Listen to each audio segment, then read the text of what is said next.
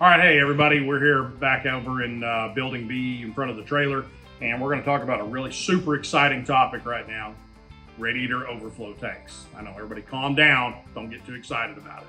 But this is a question we get asked a lot, because everybody knows for sure 1972 back on everything we do, they never came out with a factory overflow tank, and that is one thing on the trucks that a lot of people get confused. They assume this is an overflow tank. It's not. This is for the wipers. Now, however, we have sold these to people who will buy the bracket and use it as an overflow tank just for something to have in there. As far as the truck goes, we know for sure back in 1974 they did offer one, and that's a reproduction of the this is 85 to 87 tank. Reproduction factory, comes with a lid. This is 74 to 1980. Again, comes with all the cap. This is made just like it was back in the day. But for those vehicles that did not come with an overflow tank, we do offer a couple options. One, I mentioned this earlier, you can go buy the bracket and everything, mount it however you want to, and use it as an overflow tank. The other options that we have, one, we kind of have a fancy version. This one's made out of stainless steel. It's available in a 13-inch and a 15-inch height. Comes with mounting hardware, and what you've got is you got one tube inside, you hook the hose to, it fills up, the other is the overflow, so if it gets too tall, it'll purge itself out. The other option we have is this universal. This is a new product this year. It's a universal overflow tank. It does not have a built-in purge system, but it's something that can be used. Again, mounts 2 screws.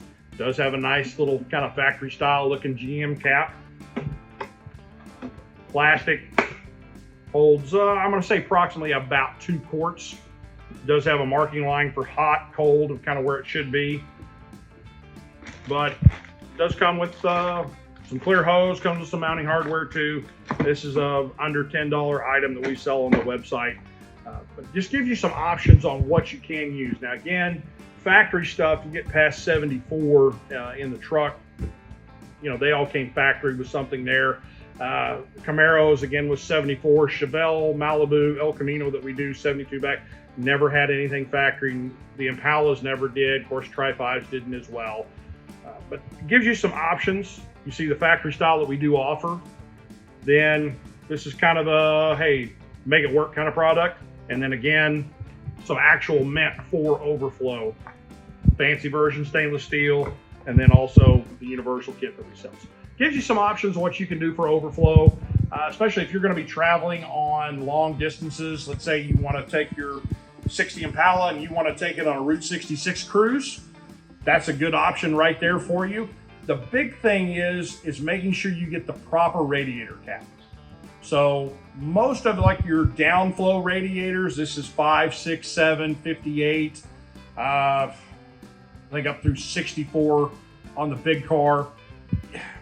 You want to make sure you get the proper radiator. Those are factory 7-pound caps originally.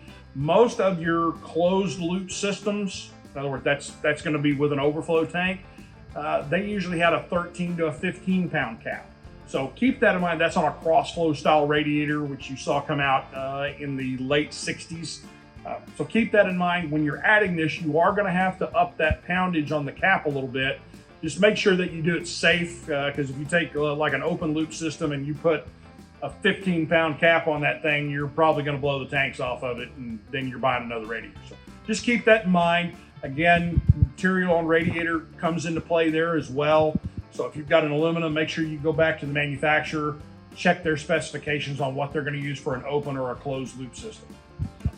That's it. That's the exciting topic of overflow.